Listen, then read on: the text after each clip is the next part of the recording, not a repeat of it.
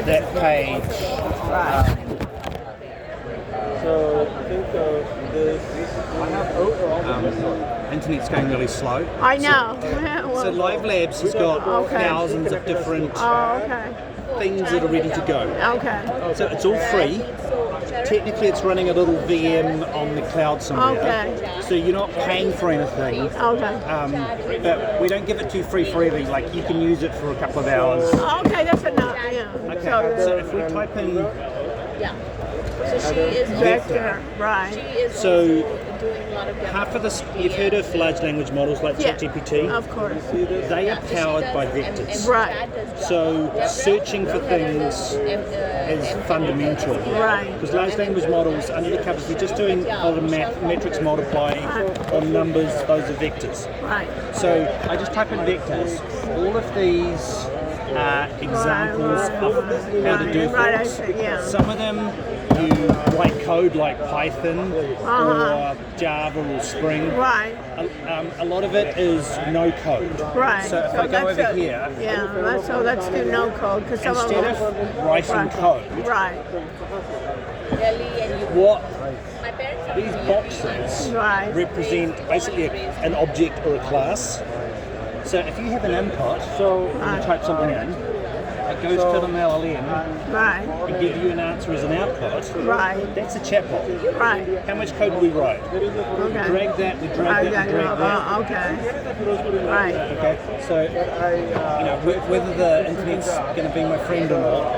And we have like a 10-kilometer border boundary. So, an example of a chatbot is.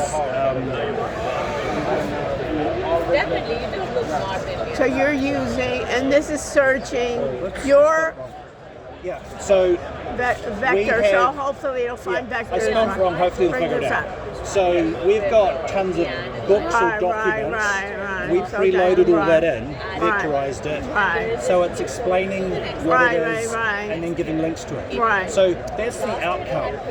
But to do that, I don't need that box. We can just do that. So you can get a lot of functionality with no code. So we call this low code or no code.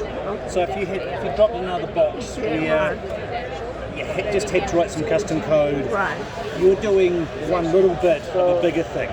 So time to market and minimizing maintenance is a big thing. Have you heard of MCP? Yeah, sure. So like all the standard stuff, we talk MCP, we talk REST, we talk CSV files, all of the boring stuff, they're just pre-built stuff. And they basically made it as basically push and drag, basically. And so this is what we call a workflow.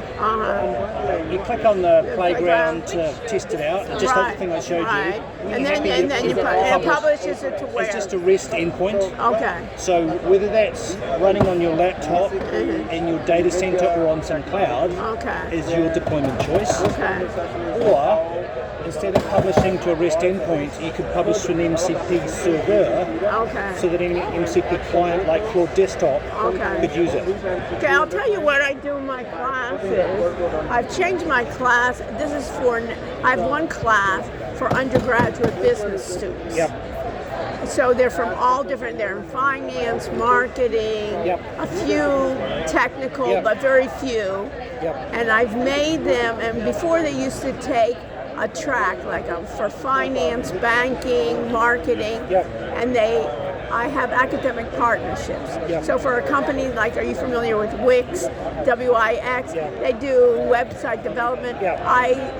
I have consulted with them before, so in return I have an academic partnership where they give our students for the semester or for the year, they upgrade them to their business plan. So they get a free domain name, they get more storage, so they create a website and they basically have to come in, which each team are AI consultants. And they have a certain track, whether they're, let's say, wealth management. We're at the University of Miami, so we also have wealthy students, so they know that market. A lot of them are finance majors, so they go out, or they're going to be marketing all around AI. We use, they do an AI podcast, they do their website with AI, and then they have to do it's like human-centric.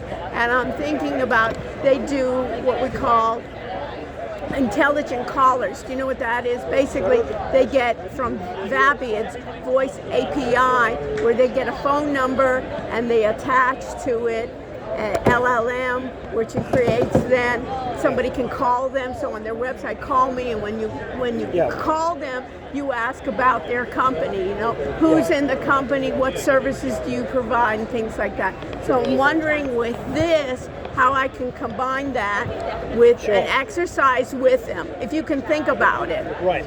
So we have a program where we actually create content and record videos for universities around the world. So I've done that before.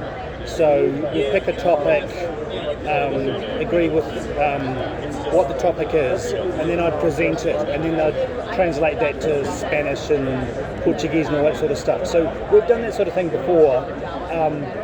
So the free content, we're very happy for you to use.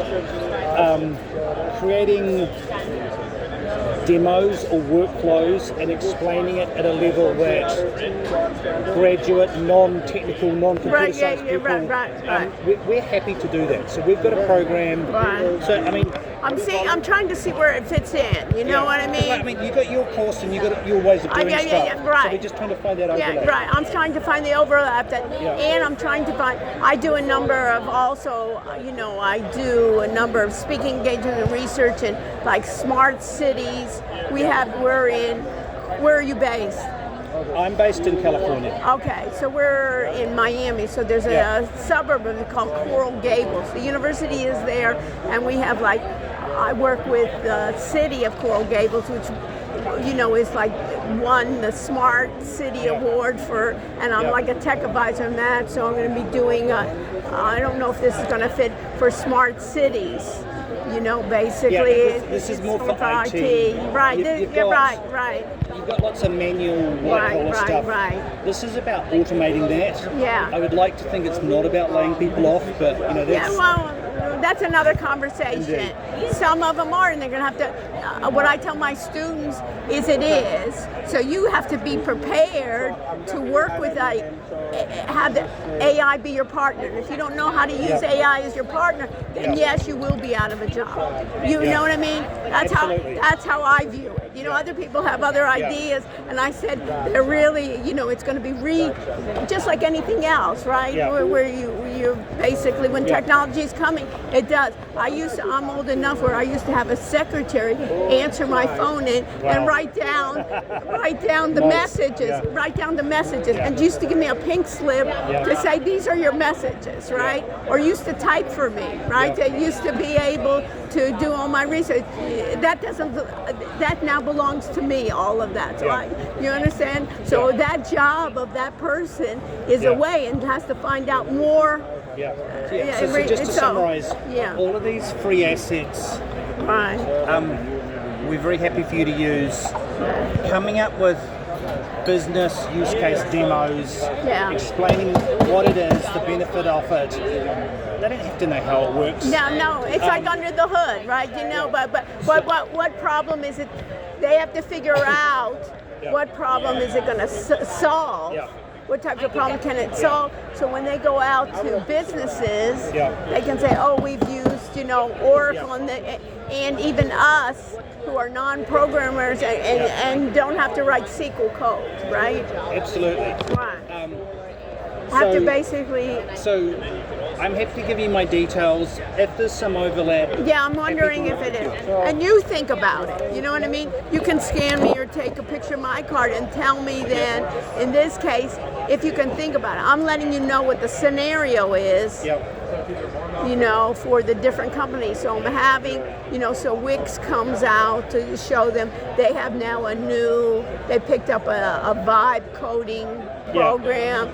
There's a one in England that does, chatbots. So they basically come, so they employ, chatbots. does any of this that use voice too, or no? It can use vibe coding. We can do all that sort of stuff. Yeah.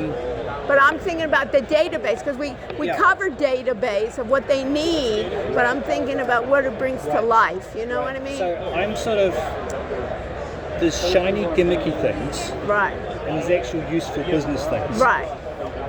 Vibe coding sort of in the middle. I know. I don't need the vibe coding for the sake, but I want you to think about your product of basically, so 23 AI, the difference between that is that it's using vectors.